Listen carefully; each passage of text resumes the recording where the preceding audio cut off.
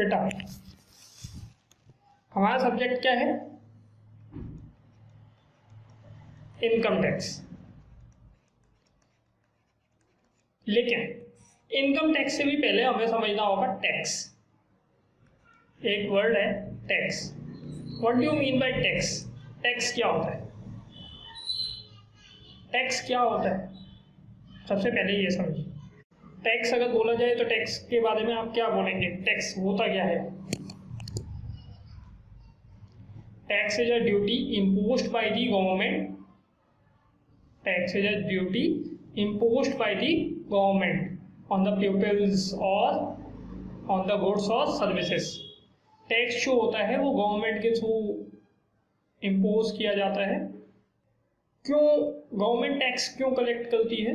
एक और दूसरा क्वेश्चन, टैक्स क्या होता है? पहली चीज टैक्स अगर बोला जाए क्या होगा, और दूसरा why tax collected by government. Government tax क्यों कलेक्ट करती है? पहली चीज टैक्स क्या होता है? तो अगर आपसे पूछा जाए टैक्स क्या होता है, tax is a financial implications या financial obligation impose by the government on the people. Tax is a financial obligation imposed by the government. Government financial obligation डाल रही है लोगों के ऊपर कि आपको इतना पे करना ही होगा एज अ टैक्स।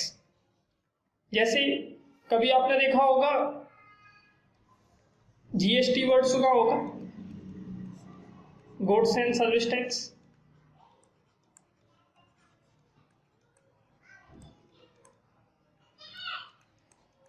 ओके, ये गुड्स एंड सर्विस टैक्स जो है ये गवर्नमेंट इम्पोज करती है किसके ऊपर? जब भी कभी आप कोई सामान खरीदते हो उसके ऊपर एक एडिशनल टैक्स लगता है। सामान तो 100 रुपए का है, उसका एमआरपी कितना है? 100 रुपए, बट इसके ऊपर क्या होगा? टैक्स अलग से लगा दिया जाएगा। हो सकता है 10% टैक्स हो तो 10 रुपीज, तो ये हो गया 110 रुपए। मीन्स प्राइस कितना था? 100 रुपए, लेकिन टैक्स कितना लगा? 10 रुपए। तो ये क्या होता है, जो टैक्स है ये क्यों लगाया जा रहा है? क्योंकि गवर्नमेंट ने बोला कि आपको गुड्स को बेचते टाइम उसके ऊपर ये टैक्स कलेक्ट करना है। गवर्नमेंट ऐसा क्यों बोल रही है? सबसे इंपॉर्टेंट चीज व्हाई टैक्स क्यों कलेक्ट करवा रही है गवर्नमेंट, इसको समझते हैं। देखिए, किसी भी कंट्री को रन करने के लिए एक गवर्नमेंट चाहिए होती है। ऐसे ही हमारे यहाँ भी इंडियन गवर्नमेंट होती है। तो इंडियन गवर्नमेंट करती क्या है? इंडियन गवर्नमेंट सोशल वेलफेयर के बहुत सारे काम करती है। सबसे इंपॉर्टेंट चीज लॉ एंड ऑर्डर मेंटेन करने का काम। लॉ एंड ऑर्डर मेंटेन करने का काम जो होता है वो गवर्नमेंट का होता है। दूसरा defence. Third one social welfare.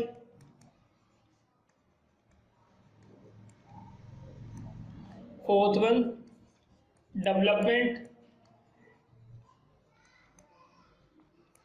All these are functions perform by the governments. Government क्या करती हैं? ये सारे फंक्शन करती हैं। अच्छा, लॉ एंड ऑर्डर मेंटेन कैसे करते हैं? Police, defence with the help of army. Social welfare आपने देखा, अभी मैं एग्जांपल देता हूँ। जैसे आपने देखा होगा कि सोशल वेलफेयर में क्या करते हैं कि गरीब लोगों को फ्री में फूड देना,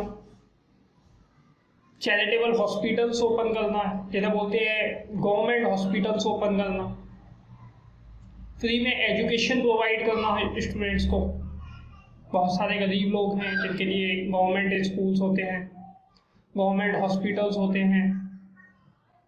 गवर्नमेंट बहुत सारे प्रोडक्ट पर सब्सिडी देती है, जैसे कि अगर देखें आपने एलपीजी की सब्सिडी,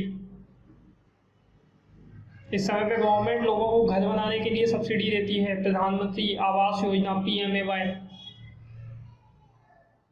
बहुत सारे इस तरीके के काम हैं जो सोशल वेलफेयर से रिलेटेड हैं जो गवर्नमेंट करती है।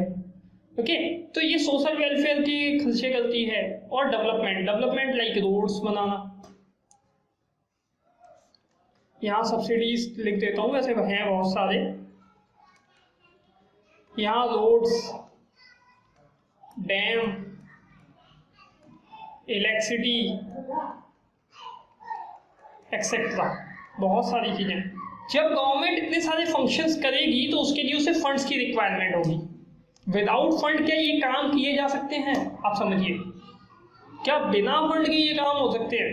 बिल्कुल नहीं। ये सारे काम परफॉर्म करने के लिए गवर्नमेंट को फंड्स की रिक्वायरमेंट है। ये फंड्स कहाँ से आएंगे? ये पैसे कहाँ से आएंगे? इसके लिए गवर्नमेंट क्या करती है? इन सारी चीजों के लिए गवर्नमेंट टैक्स इंपोज कर देती है। क्या कर देती है? Tax. Government needs some revenue.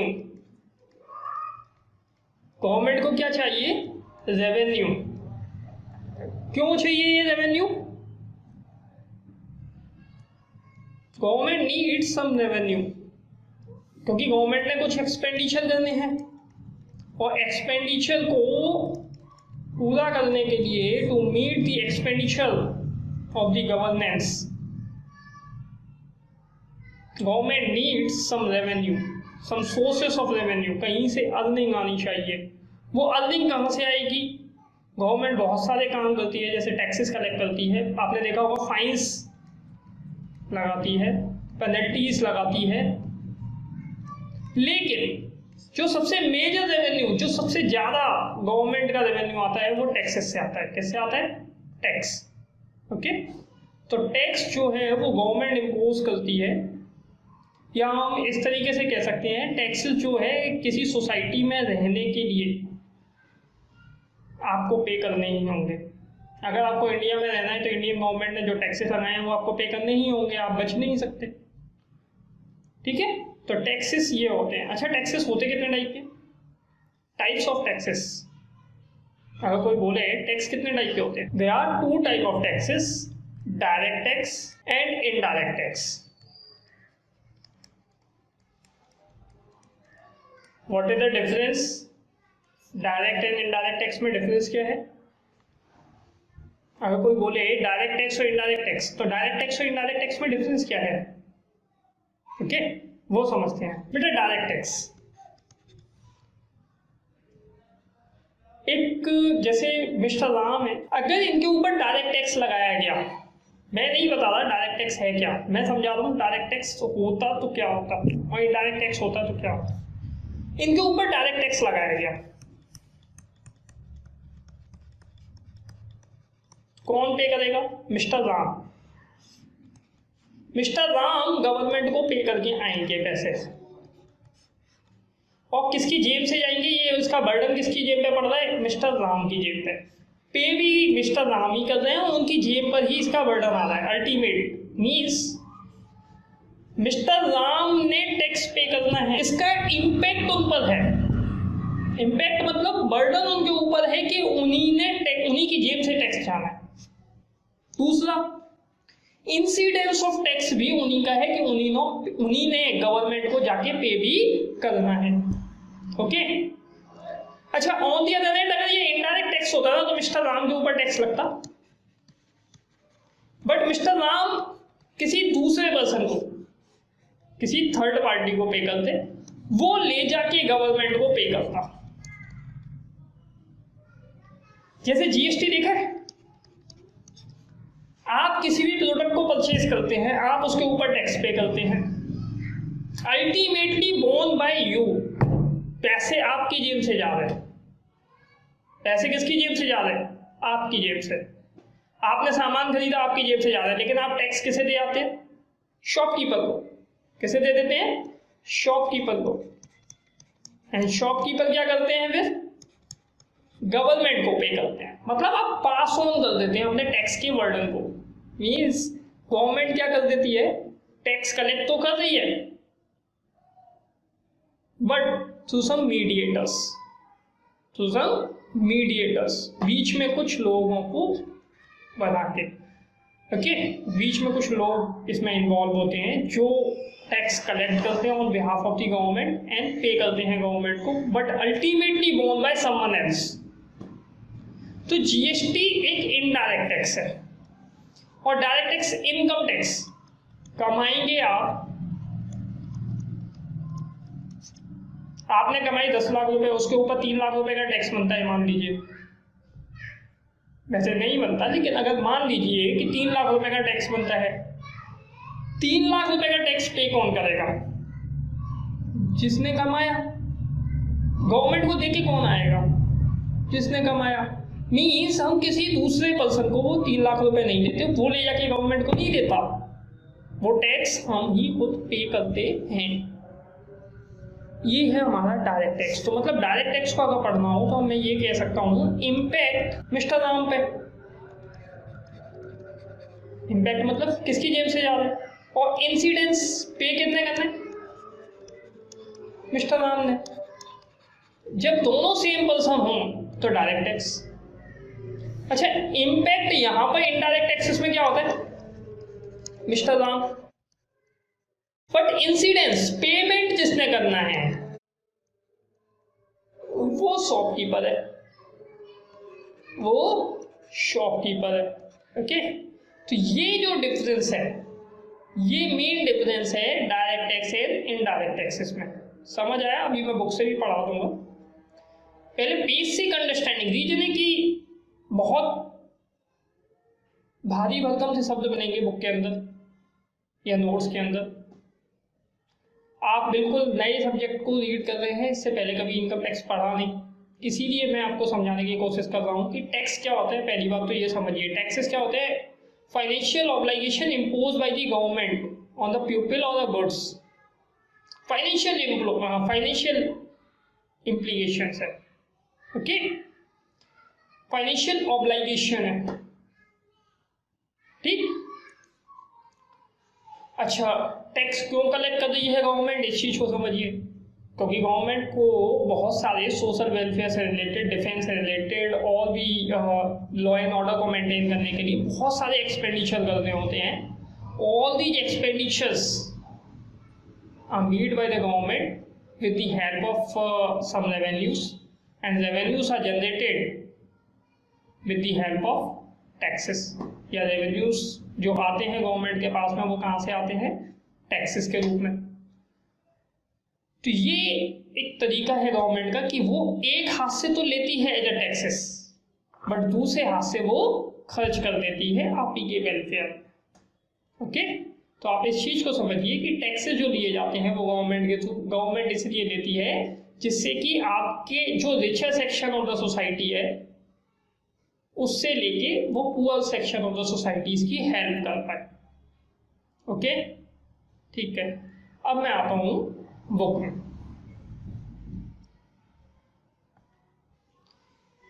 Tax, what is tax? Tax है क्या? Taxes are levied by the government. सबसे इंपॉर्टेंट चीज, टैक्स ऐसा नहीं है जिसका मन में आया वो लगा देगा।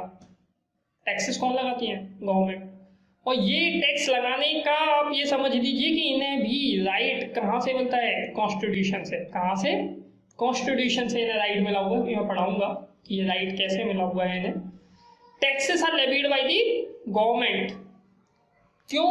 To meet the common welfare expenditure of the society. Society के कॉमन वेलफेयर एक्सपेंडिचर्स को मीट करने के लिए। इन अदर वर्ड्स, दूसरे वर्ड्स में कह सकते हैं, taxes are considered to be the cost of living in a society. किसी सोसाइटी में रहने की जो आप कॉस्ट पे कर रहे हैं उसे हम टैक्सेस बोल सकते हैं। अगर आप नहीं पे करेंगे तो आपको रहने नहीं दिया जाएगा किसी सोसाइटी में। आप सोचिए कि आप टैक्सेस पे ना करें, आप इनकम कमाएं बट इनकम टैक्स पे ना करें, गवर्नमेंट नोटिस दे देगी, जेल में डाल देगी। होगा या नहीं होगा? यही है। तो मीन्स ये cost of living in a society जो आप पे कर रहे हैं ना, उसी को हम क्या कह सकते हैं? टैक्स। वही क्या है? टैक्स। अच्छा, why taxes are levied by the government? Government ऐसा क्यों कर रही है, टैक्स क्यों लगा रही है? मैंने अभी आपको समझाया पढ़ लेते हैं एक बार। इन अ वेलफेयर स्टेट, अगर मैं कहूँ कि गवर्नमेंट सोशल वेलफेयर के काम कर रही है, the government takes primary responsibility for the welfare of its citizen. Government की रेस्पॉन्सिबिलिटी है कि वो उनका वेलफेयर करे, अपने सिटीजन्स का। As in matter of health, उनकी हेल्थ का ध्यान रखें, health care, education, employment, infrastructure, social security and other development needs, उनको वो फुलफिल करे। To facilitate the government needs revenue, इन सारी चीज़ों को करने के लिए गवर्नमेंट को कुछ रेवेन्यूज की जरूरत है। And the taxation is the primary source of revenue, taxation is the primary source of revenue. Without tax आप या गवर्नमेंट इन सारे कामों को नहीं कर सकती। हेल्थ केयर सर्विसेज देना है, एजुकेशन फैसिलिटीज देनी है, एम्प्लॉयमेंट देना है, इंफ्रास्ट्रक्चर बिल्ड करना है कंट्री के डेवलपमेंट के लिए, तो ये सारी चीज़ों के लिए उसे रेवेन्यूज की जरूरत है। तो the taxation is the primary source of revenue to the government for increasing such public welfare expenditure. Okay, in other words, government is taking taxes from public. Government क्या करती है? टैक्सेस कलेक्ट करती है public से through it's one hand, एक हाथ से लेती है, एंड थ्रू अनदर हैंड, और दूसरे हाथ से it incurs welfare expenditure for the public at a large by way of subsidy. Public के ऊपर ये इन्हें खर्च कर देती है। कैसे? By way of subsidy. समझ आया? टैक्सेस कितने टाइप के होते हैं मैंने आपको समझाया। What are the different type of taxes? They are two, कितने? Two type of taxes, direct tax and indirect tax. एक तो होता है हमारा डायरेक्ट टैक्स और दूसरा होता है हमारा इनडायरेक्ट टैक्स। अच्छा, डायरेक्ट टैक्स किसे कहते हैं, जरा उसे पढ़ते हैं। ये नहीं लाइन है। Tax of which incidence and impact fall on the same person. किसके ऊपर? Same person. टैक्स का इंसिडेंस और इम्पैक्ट दोनों सेम पर्सन पर है, is known as direct tax, such as income tax. इसका एग्जांपल है इनकम टैक्स। और एग्जांपल लेने हो हाउस टैक्स। बताइए, आपका हाउस टैक्स आप ही पे करते हैं, आप ही की जेब पर बर्डन है, और आप ही गवर्नमेंट को पे करते हैं। अपने म्यूनिसिपल कॉर्पोरेशंस या कैंटोनमेंट बोर्ड जो भी आपके यहाँ होंगे, उन्हें आप, लोकल अथॉरिटी जो भी हैं, उन्हें आप पे करते होंगे। तो house tax is also a type of direct tax. अच्छी, ऑन दी अदर हैंड, अगर मैं इनडायरेक्ट टैक्सेस की बात करूं, tax of which incidence and impact fall on two different person. Tax जेब से किसी के से जाना है, बट गवर्नमेंट को देके कोई और आएगा, तो ये इम्पैक्ट किसी और पर, इंसिडेंस किसी और का, ये दो डिफरेंट पर्सन हो गए। They are two different person. Okay, is known as indirect tax, उसे बोलेंगे हम इनडायरेक्ट टैक्स। जैसे जीएसटी हुआ, और एग्जांपल लेने हो VAT, value added tax. Okay, ये है। It means in the case of direct taxes, tax is recovered directly from the assessee. ये वर्ड अभी मैं बता दूंगा, इसकी डेफिनेशन दी गई है। असेसी कौन होता है, मैं इसे पेंडिंग कर देता हूं। Means, it means the it means in the case of direct taxes, tax is recovered directly from the assessee, assessee से directly collect किया जाता है, who ultimately bear such taxes। Government उसी से कलेक्ट करती है और उसी को बियर भी करने होते हैं। whereas in case of indirect taxes, अगर मैं indirect taxes की बात करूं, अगर मैं indirect taxes की बात करता हूं, तो आपको पता चलेगा indirect taxes, tax is recovered from the assessee who passes such burden to another person, is ultimately borne by consumer of such goods और सर्विसेज। ये पास ऑन हो जाता है। जीएसटी में मैंने अभी आपको समझाया, जीएसटी में क्या होता है। जीएसटी, आप दुकान से कोई भी सामान खरीदिए, आप देखते होंगे जब आप मैकडी जाते होंगे, आप बर्गर खरीदते हैं, तो बर्गर आपने खरीदा, बर्गर के रेट आएंगे उसमें 100 रुपीज़, उसके ऊपर tax means GST for example 18 rupees, total 118, आप 118 कैसे पे कर देते हैं मैकडोनल्ड्स को। ओके, इस केस में क्या होता है, 18 रुपीज का टैक्स आपकी जेब से गया, आपने पे कैसे कर दिया मैकडोनल्ड्स को, मैकडोनल्ड्स उस पे टैक्स को कैसे पे करेगा गवर्नमेंट को। तो ये जो है ये इम्पैक्ट आपकी जेब पे डाल रहा है, but incidence of tax McDonald's का है, ये टू डिफरेंट पर्सन हो गए, इसीलिए ये डायरेक्ट टैक्स है। ओके, अगर जिसकी जेब से जा रहा है वही गवर्नमेंट, जिस पे इम्पैक्ट आ रहा है वही गवर्नमेंट को देने जा रहा है, तो ये डायरेक्ट टैक्स है। ओके, मैंने यहाँ पीछे समझा दिया है, डायरेक्ट टैक्स इनकम टैक्स है और हाउस टैक्स है, और इनडायरेक्ट टैक्स में जीएसटी एंड वैट। दोनों में डिफरेंस क्या है आपको यहाँ से देखने में मिल जाएगा।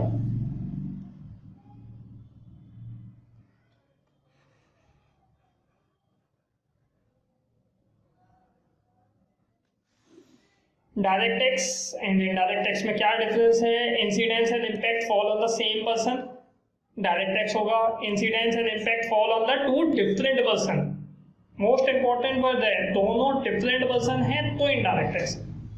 असेसी, अभी मैंने वर्ड पेंडिंग किया हुआ है, असेसी किसे बोलते हैं समझा दूंगा। Assessee himself bear such tax, thus it pinch the tax payer, ये टैक्स पेयर को पिंच कर रहा होता है। Tax is recovered from the someone else, किसी और से लिया जाता है, who passes such burden to another person, वो अपना टैक्स पे करने का बर्डन किसी और को दे देता है कि गवर्नमेंट को आप दे दीजिएगा। Thus it doesn't pinch the tax payer, ये टैक्स पेयर को पिंच नहीं करता है। ओके, लेविड ऑन इनकम, ये इनकम के ऊपर लगता है, और अगर मैं बात करूं levied on goods and service tax, ये गुड्स और सर्विस टैक्स के ऊपर लगता है। ठीक है, गुड्स एंड सर्विसेज के ऊपर लगता है। 10 this type of tax lead to inflation, ये जो टैक्स होता है ये इन्फ्लेशन पैदा करता है, इनडायरेक्ट टैक्सेस इन्फ्लेशन लाते हैं। Okay, and have wider base, और इनका वाइडर बेस, आप ये समझिए कि इनकम टैक्स तो केवल उन्हीं लोगों के ऊपर लगेगा जिनकी इनकम ज़्यादा होगी। इनकम टैक्स तो गवर्नमेंट केवल उन्हीं लोगों से ले सकती है जिन लोगों की इनकम एक लिमिट से ज़्यादा है, क्योंकि इन इंडिया अगर मैं आपको बताऊं, अगर आपकी इनकम 2,50,000 रुपये तक है, अप टू रुपीज 2,50,000, आपको कोई टैक्स पे करने की जरूरत नहीं है। बट आप सोचिए जीएसटी, आपकी इनकम मैटर ही नहीं करती, एक गरीब इंसान ने भी जीएसटी देना है, एक अमीर इंसान ने भी जीएसटी देना है, और दोनों सेम है।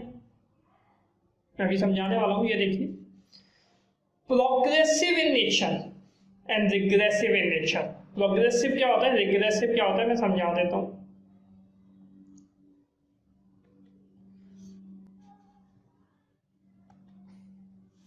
अब ये समझिए, पहले मैं समझा रहा हूं कि progressive in nature, GST, sorry income tax,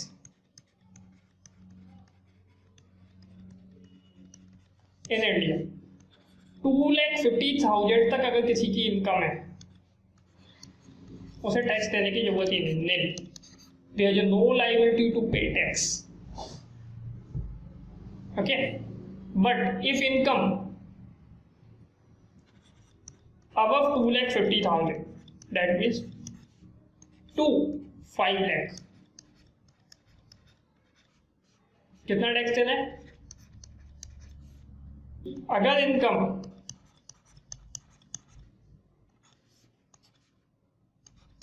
10 lakh, कितना टैक्स देना है? अगर income above 10 lakh, above 10 lakh, तो इसे बोलेंगे प्रोग्रेसिव टैक्स सिस्टम। क्या बोलेंगे? प्रोग्रेसिव। जैसे जैसे इनकम बढ़ती जा रही है टैक्स भी बढ़ता जा रहा है। ओके, इनकम बढ़ रही है, इनकम कम थी टैक्स देना नहीं था, इनकम थोड़ी सी बढ़ी लेकिन बहुत ज्यादा नहीं बढ़ी तो टैक्स 5% देना है, उससे भी ज्यादा बढ़ गई तो 20% देना है, उससे भी ज्यादा बढ़ गई तो 30% देना है। अगर इनकम बहुत ज्यादा बढ़ती जाएगी तो टैक्सेस आपके बढ़ते जाएंगे, इसे बोलते हैं प्रोग्रेसिव। जैसे आपकी प्रोग्रेस हो रही है वैसे ही आपके टैक्स लायबिलिटी भी प्रोग्रेस करती जा रही है। ओके, अच्छा, अगर मैं रिग्रेसिव की बात करूं, जीएसटी लगता है, आप समझिए, जीएसटी जब लगता है, आपने कोई चीज खरीदी 1,000 रुपए की, उसके ऊपर 18% जीएसटी है, 180 पे करना होगा, 1180। ओके, जिसकी income 1 lakh rupees per month है, अच्छा जिसकी income 1 lakh rupees per month है उसने भी टैक्स 180 ही देना है। अच्छा जिसकी इनकम अगर मान लो 3000 पर मंथ है उसने भी टैक्स 180 देना है। आप एक चीज समझ पा रहे हैं, जिसका 1 लाख रुपए की इनकम है वो अगर 180 रुपए टैक्स दे तो शायद उसे कोई फर्क ना पड़े, 180 रुपीज टैक्स देने से उसे कोई फर्क नहीं पड़ रहा। रीजन है कि उसकी जो नीड्स है वो फुलफिल हो रही हैं, थोड़ी सी सेविंग कम होगी। अच्छा एक पर्सन जिससे 3,000 रुपये पर मंथ अर्न करता है वो अपनी बेसिक नेसेसिटीज ही पूरी नहीं कर पाता, अपने फूड को ही, मतलब अपने बच्चों को 2 टाइम का खाना नहीं दे पा रहा या अपनी बेसिक ज़रूरतें पूरी नहीं कर पा रहा, आप उससे टैक्स ले लेते हैं 180 रुपीज़। ये रिग्रेसिव है, इसे क्या बोलते हैं, रिग्रेसिव इन नेचर। ये किसी तरीके का कोई डिफरेंशिएट नहीं करता अमीरी और गरीबी में, ये सब पर बराबर लगता है। एक अमीर व्यक्ति जिसकी इनकम 1 लाख रुपए पर मंथ आ रही है उससे थोड़ा सा टैक्स ले लोगे शायद फर्क ना पड़े, लेकिन जिसका एक गरीब इंसान जो 1,000 रुपए 2,000 रुपए या डेली के 100 रुपए कमाता है उससे आप 10-20 रुपए टैक्स ले लोगे, फर्क पड़ेगा। ये सभी के ऊपर लगता है। तो ये है आपका इनडायरेक्ट टैक्स, इसीलिए इसे बोलते हैं regressive in nature. Okay,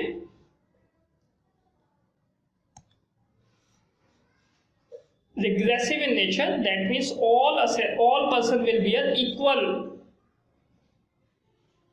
worth, यहाँ worth आएगा, of tax on goods or services consumed by them irrespective of their ability। आप उनकी एबिलिटी है या नहीं है इससे कोई फर्क नहीं पड़ता, उन्हें सेम टैक्स पे करना होगा। या डायरेक्ट टैक्सेस प्रोग्रेसिव होते हैं, higher tax are levied on person earning higher income and vice versa, अगर कम इनकम है तो कम। अच्छा इससे इन्फ्लेशन को कंट्रोल भी किया जा सकता है, तो ये एक किस तरीके का टूल है। और दूसरी चीज की जनरली ये सिन गुड्स मतलब अल्कोहल टाइप जो प्रोडक्ट्स होते हैं, ये इन्हें बोलते हैं हम सिन गुड्स। इनके ऊपर हैवी टैक्सेस इम्पोज कर देते हैं। आपने देखा होगा कि इनके ऊपर बहुत ज़्यादा टैक्सेस लगा देते हैं, या हार्मफुल प्रोडक्ट्स होते हैं उनके ऊपर गवर्नमेंट बहुत ज़्यादा इनडायरेक्ट टैक्सेस लगा देती है जिससे कि वो चीज़ें कम बिकें। या जो स्कैरसिटी में बहुत हैं इंडिया में जिनकी स्कैरसिटी है, लाइक आपने देखा होगा पेट्रोलियम प्रोडक्ट्स जिनके ऊपर गवर्नमेंट ने बहुत ज़्यादा हैवी इनडायरेक्ट टैक्सेस लगा रखे हैं। तो ये सब इसीलिए है कि इनका कंजप्शन थोड़ा सा कम किया जाए। ओके, तो ये एक ऐसा टूल है जिससे कि आप सिन गुड्स को कंट्रोल करते हो। Useful tools to promote social welfare by checking the consumption of a harmful goods or sin goods through higher rate of tax। जिन चीज़ों का आपको देखना है कि हार्मफुल है तो उनका कंजप्शन कम हो, इसलिए आप उनके ऊपर टैक्सेस बढ़ा देते हैं। लाइक आपने देखा होगा टोबैको प्रोडक्ट्स, उनके ऊपर टैक्सेस बहुत हैवी कर देते हैं, इनडायरेक्ट टैक्सेस। तो ये अब बात आती है कि गवर्नमेंट को ये पावर किसने दी कि वो टैक्स लगा पाए, और गवर्नमेंट ही टैक्स क्यों कलेक्ट कर रही है। गवर्नमेंट को वो ये पावर किसने दी कि वो टैक्स लगा पाए। आपने देखा होगा हमारी कंट्री का एक कॉन्स्टिट्यूशन है,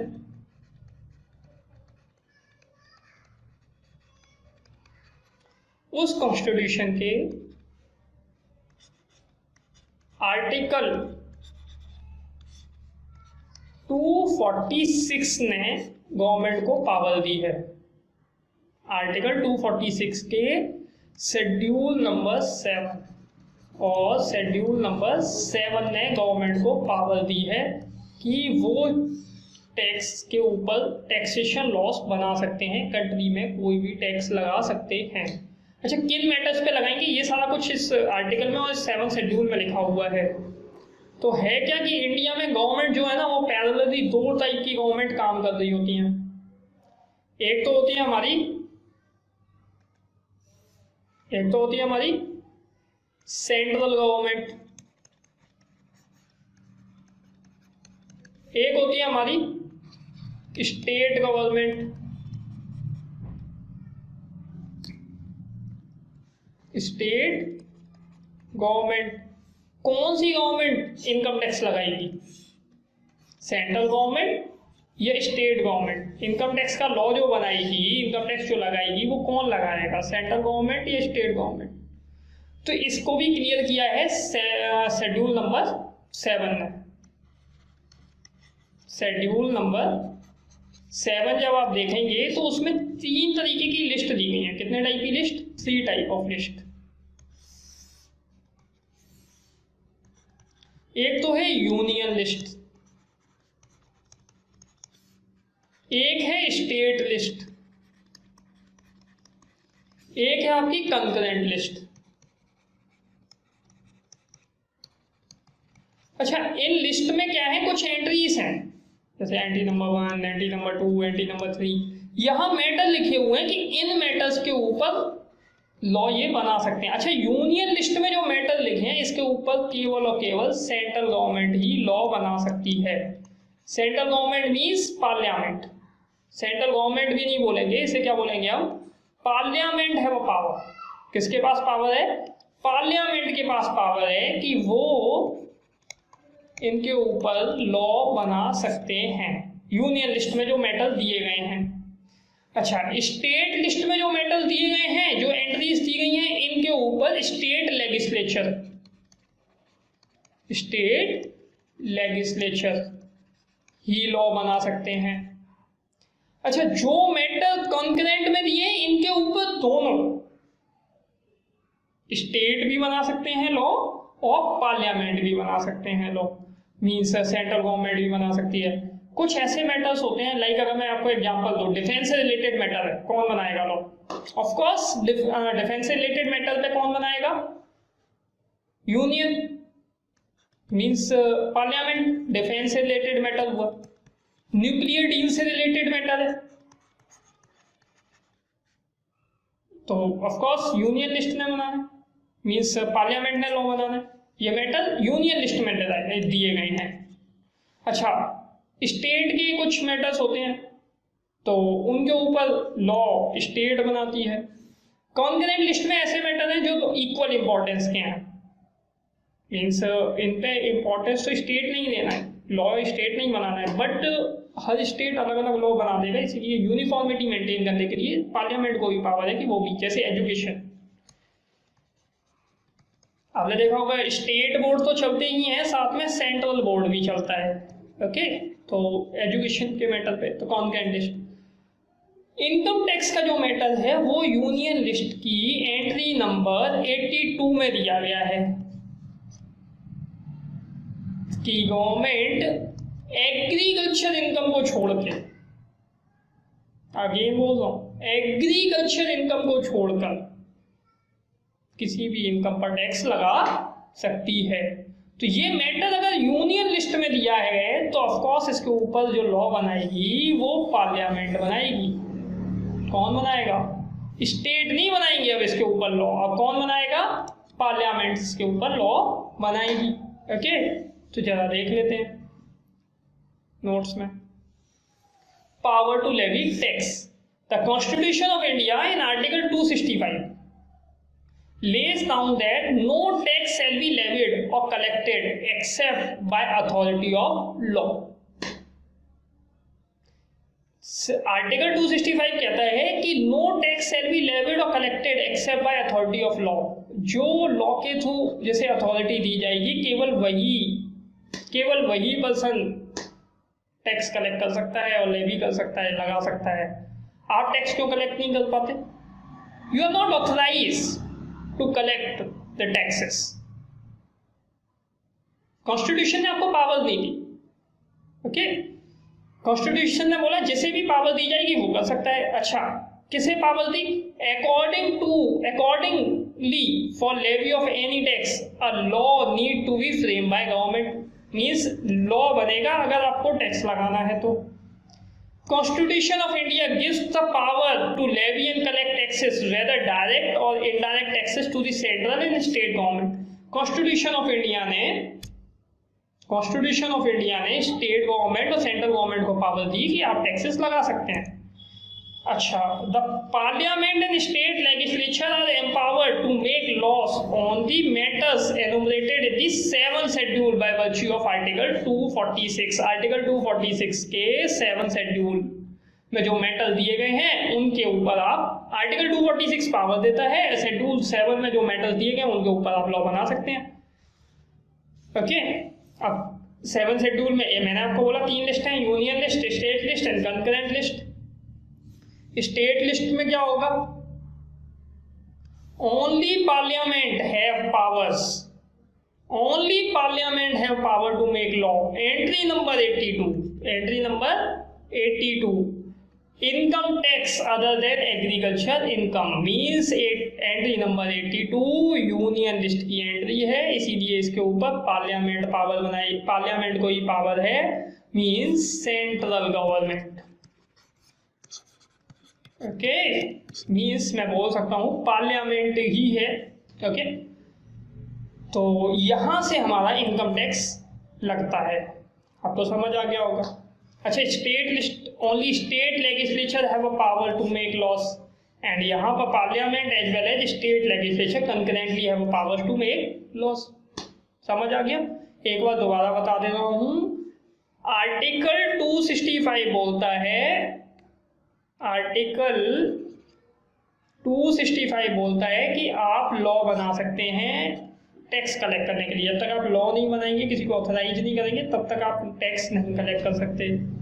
इन्होंने आर्टिकल 246 डाल दिया कि हम टैक्स जो है वो पार्लियामेंट और स्टेट लेजिस्लेचर लगा सकते हैं. आर्टिकल 246 ने मैटर्स इनुमरेट कर दिए इन 7th शेड्यूल. 7th शेड्यूल में 3 लिस्ट हैं. यूनियन लिस्ट का जो मैटर है उसके ऊपर पार्लियामेंट लॉ बनाती है, और इसी लिस्ट की एंट्री नंबर 82 इनकम टैक्स के ऊपर लॉ बनाने के लिए परमिट करती है पार्लियामेंट को कि वो इसके ऊपर लॉ बनाए. ठीक है, अब आपको इसका बैकग्राउंड क्लियर हो गया होगा. ओके, ये तो ही इनकम टैक्स कैसे आया, मीन्स इनकम टैक्स लग क्यों रहा है, मैंने इतना समझाया. इनकम टैक्स है क्या, ये सारी चीजें हम देखेंगे. अब इसके आगे अब हम देखते हैं इनकम टैक्स लॉ है क्या. अच्छा,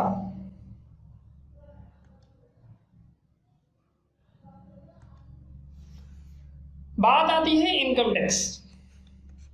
तो सबसे पहले समझ लीजिए, इनकम टैक्स लगाने के लिए इन्होंने एक लॉ बनाया जिसे बोलते हैं हम income tax act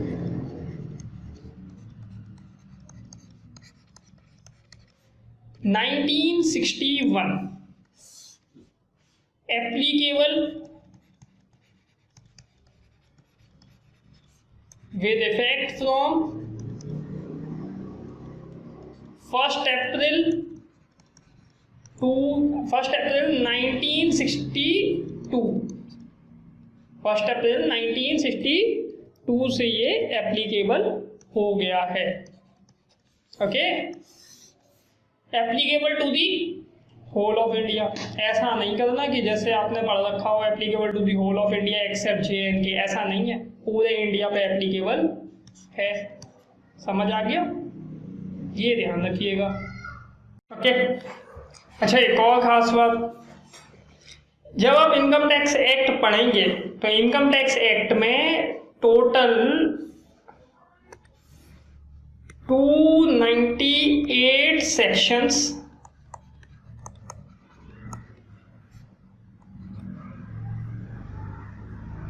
and 14 schedule.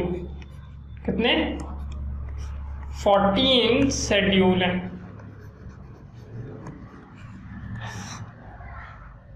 मैं आपको दिखा देता हूं इनकम टैक्स एक्ट में. Income tax act 1961, the levy of income tax in India is governed by the income tax act 1961. Income tax को लगाने का जो पूरा की पूरा लेवी है वो गवर्न है इनकम टैक्स एक्ट 1961, इसके अकॉर्डिंग ही लगेगा। Income tax act came into force on 1 April 1962। Okay, income tax act का नाम 1961 है, but it's applicable with effect from 1 April 1962। It contains 298 sections and 14 schedules. Okay, ये तो हुआ इनकम टैक्स। अच्छा, जब आप इनकम टैक्स को पढ़ेंगे तो एक चीज ध्यान रखेंगे, केवल इनकम टैक्स एक्ट नहीं पढ़ सकते आप कि किस किस मैटर पे टैक्स लगना है, but rate of tax given in the finance act. अच्छा, फाइनेंस एक्ट आता कहाँ से है, क्या होता है, ये मैं थोड़ा सा बैकग्राउंड क्लियर कर देता हूँ।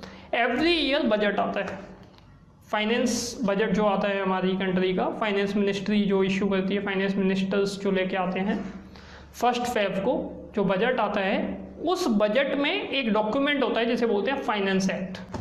उसे क्या बोलते हैं हम, फाइनेंस एक्ट। उस एक्ट में एक्चुअल में क्या रेट्स लगने वाले हैं, किस रेट से टैक्स लगेगा, जैसे मैंने अभी आपको समझाया था 5%, 20%, 30%, ये टैक्सेस के रेट जो है चेंज भी होते हैं। This rates are change by the finance act every year. Okay, दूसरी बात कि फाइनेंस एक्ट कुछ अगर अमेंडमेंट्स करना चाहे, कुछ चेंजेस करना चाहे एक्ट में, तो वो भी इस फाइनेंस एक्ट के थ्रू ही होता है। तो हम पढ़ लेते हैं फाइनेंस एक्ट होता क्या है। Finance act, every year the finance ministry of government of India, every year the finance ministers of government of India introduce the finance bill. Actual में एक्ट तब बनता है, हमेशा ध्यान रखिए, कोई भी बिल, जब कोई लॉ बनना होता है तो सबसे पहले उसका एक ड्राफ्ट बनता है, उसे ले जाके पार्लियामेंट में प्रेजेंट किया जाता है, जिसके ऊपर डिस्कशन होता है, उसे फिर बोलते हैं हम फाइनेंस बिल। जब वो पास हो जाता है पार्लियामेंट से, हमारे पार्लियामेंट के 2 हाउसेस हैं, upper house and lower house, जिसे बोलते हैं लोकसभा एंड राज्यसभा, जब दोनों ही हाउसेस से वो पास हो जाता है, उसके बाद में उसके ऊपर असेंट मिलती है हमारे प्रेसिडेंट सर की, या प्रेसिडेंट उसके ऊपर सिग्नेचर कर देते हैं, असेंट दे देते हैं, तो देन आफ्टर वो पब्लिश हो जाता है ऑफिशियल गैजेट में और वो एक्ट बन जाता है। क्या बन जाता है, एक्ट। तो पहले वो बिल ही होता है फाइनेंस बिल, बाद में जब उसके ऊपर प्रेसिडेंट सर की असेंट आ जाएगी तो फिर क्या हो जाएगा, वो फाइनेंस एक्ट। ओके, तो every year the finance minister of government of India introduce the finance bill in the parliaments budget session, parliament के बजट सेशन में वो फाइनेंस बिल लेके आते हैं। When the finance bill is passed by the both of the houses of the parliament and gets the assent of the president, it becomes the finance act. Amendments are made every year to the income tax act 1961 and other tax laws by the finance act. Income tax act ही नहीं, किसी भी tax में अगर कोई changes करना हो तो फाइनेंस एक्ट के थ्रू ही होता है। ऐसा नहीं है कि फाइनेंस एक्ट केवल और केवल इनकम टैक्स पर्पस के लिए आता है, फाइनेंस एक्ट कस्टम के लिए भी आता है, एक्साइज के लिए भी आता है। तो अगर उनमें कोई चेंजेस करने होते हैं तो वो उसके लिए भी आपका फाइनेंस एक्ट ही आता है, उसी में ही लिखा होता है सब कुछ। ओके, अच्छा, इनकम टैक्स रूल्स 1962 एक्ट में बहुत कम चीज़ें लिखी होती हैं, उसका डिटेल्ड जो चीज़ें होती है कि इसे कैसे अप्लाई किया जाएगा वो सारा का सारा रूल्स में लिखा होता है। तो यहाँ पर income tax rules, the CBDT, word पहली बार सुन रहे होंगे, central board of direct taxes, central board of direct taxes, apex body.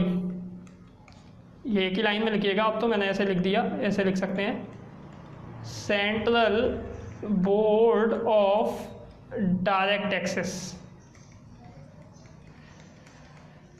जो पूरे के पूरे इनकम टैक्स के लिए जो हायर अथॉरिटी है उसे बोलते हैं हम CBDT। Is empower to make rules, CBDT को पावर है कि वो उसके लिए रूल्स बना सकते हैं for carrying out the purposes of the act. Act में लिख दिया हमें ये करना है, अच्छा कैसे करना है ये रूल्स बताएंगे। ओके, तो उसकी डिटेल्ड इंफॉर्मेशन जो होती है CBDT आपको बाय मेकिंग दी रूल्स बना के दे देती है। पार्लियामेंट ने तो क्या करना है, पार्लियामेंट ने तो टैक्स लगा दिया कि इस इनकम पे टैक्स लगेगा। अच्छा किस तरीके का फॉर्म भरेंगे, इनकी डेट्स क्या होंगी, पूरा प्रोसीजर क्या होगा, everything is mention by the CBDT। और CBDT केवल ओरली आके नहीं बोलेगा, वो रूल्स बना देगा। क्या बना देगा, rules. Okay, for the proper administration of income tax act 1961 the CBDT frames rules from time to time. Proper administration करने के लिए, इनकम टैक्स को प्रॉपर तरीके से कलेक्ट करने के लिए वो टाइम पे रूल्स बनाते रहते हैं। These rules are collectively called income tax rules 1962। इसके बाद आती है circulars and notifications. What do mean by circulars and notification? तो सर्कुलर्स में आपको समझाने की कोशिश करता हूँ।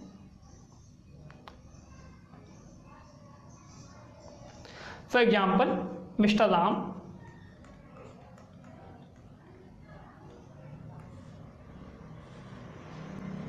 दिल्ली में रहते हैं एंड मिस्टर श्याम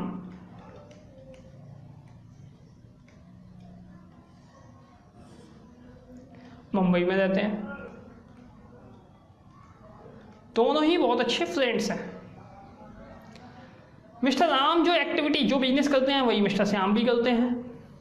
तो होता क्या है कि इन्होंने लॉ को पढ़ा और लॉ को पढ़ने के बाद में इन्होंने देखा कि इनकी इनकम के ऊपर तो टैक्स लगता ही नहीं है, इनकी इनकम के ऊपर टैक्स तो लगता ही नहीं है,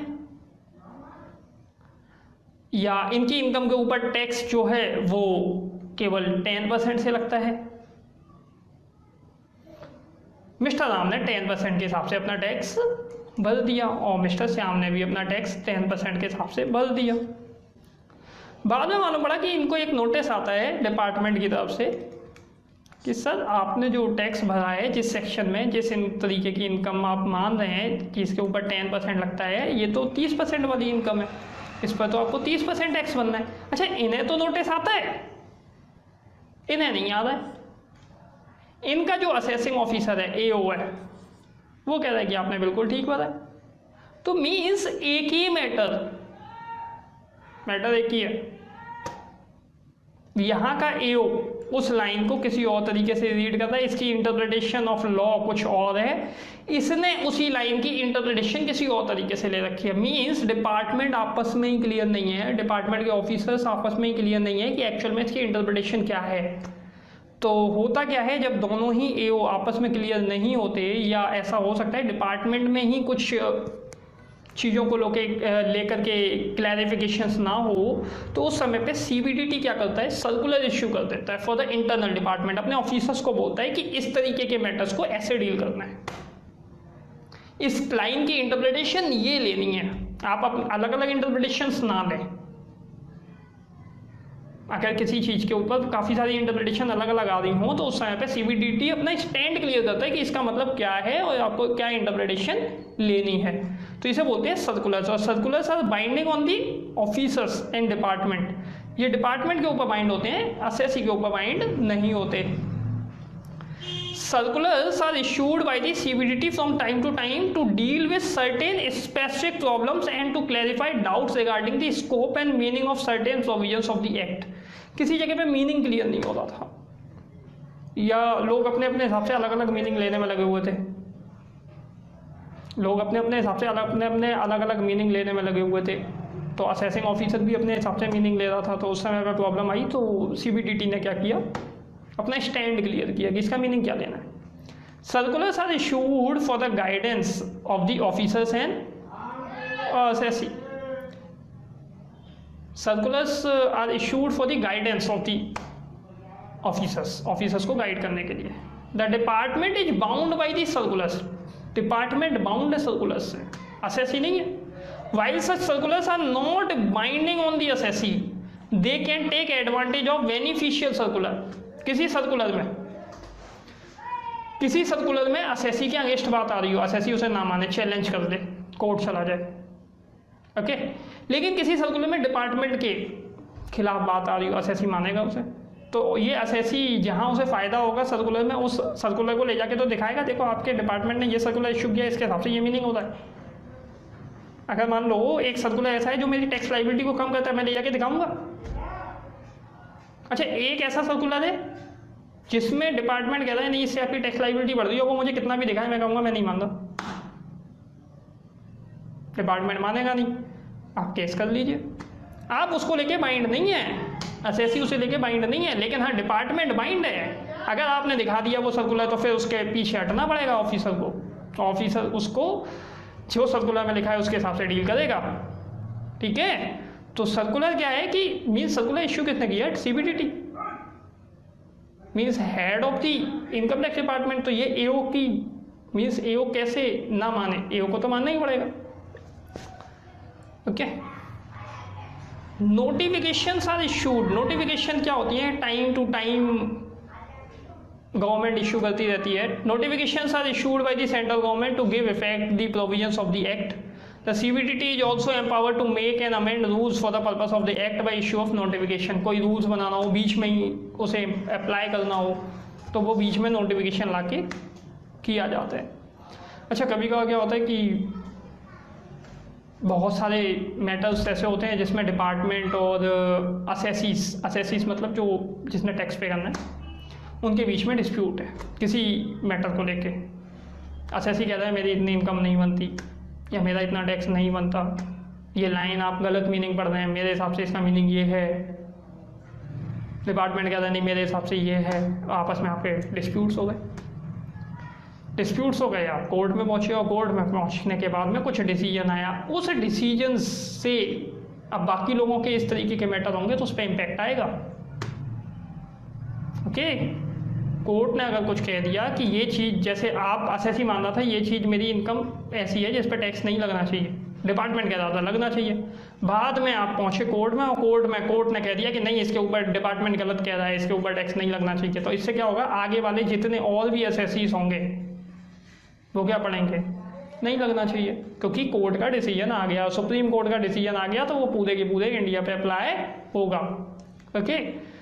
डिसीजंस बाय जुडिशरी, अच्छा सुप्रीम कोर्ट का डिसीजन होगा तो वो पूरे इंडिया में अप्लाई होगा, लेकिन अगर मान लो हाई कोर्ट का डिसीजन है तो दिल्ली हाई कोर्ट का डिसीजन है तो दिल्ली में ही अप्लाई होगा, दिल्ली के असेसी उससे बाइंड होंगे, दिल्ली के असेसी जो है उस यानी कि सुप्रीम कोर्ट डिसीजंस का बेनिफिट ले सकते हैं, यूपी का नहीं ले पाएगा। अच्छा यूपी में हो गया तो यूपी वाला ले लेगा लेकिन दिल्ली वाला नहीं ले पाएगा। हाई कोर्ट के डिसीजन केवल उस स्टेट में वैलिड होते हैं और सुप्रीम कोर्ट का डिसीजन पूरे इंडिया पे लगता है। Decisions given by the judiciary in the cases is also known as case laws. If the dispute arises between the department and assessee, in such case, judiciary decides the matter, and if decisions given by the High Court, in such case, applicable to whole of the state in which High Court have jurisdictions, means वो केवल उसी जिस जगह का है high court वो केवल वहीं तक अप्लाई होगा उसका decision, and if matter decided in Supreme Court, in such case, decision applicable to the whole of India. So, case laws are very important. An unavoidable part of the study of the income tax law because it provides the clarification on the disputed matters. जो disputed matters हैं उसको लेके stand clear होता है हमें case laws के through, okay. तो एक चीज़ समझ आ गई होगी कि जब आप इनकम टैक्स को पढ़ेंगे तो आपको क्या क्या पढ़ना होगा, income tax act, finance act rate बताएगा, income tax rules, circulars and notification and decision by the judiciary. आपके सिलेबस में उतना ज़्यादा नहीं है, आपके सिलेबस में हम थोड़ा सा कंडेंस कर देते हैं और केवल काम की चीज़ें ही कराई जाएंगी, इतना सारा नहीं कर सकते।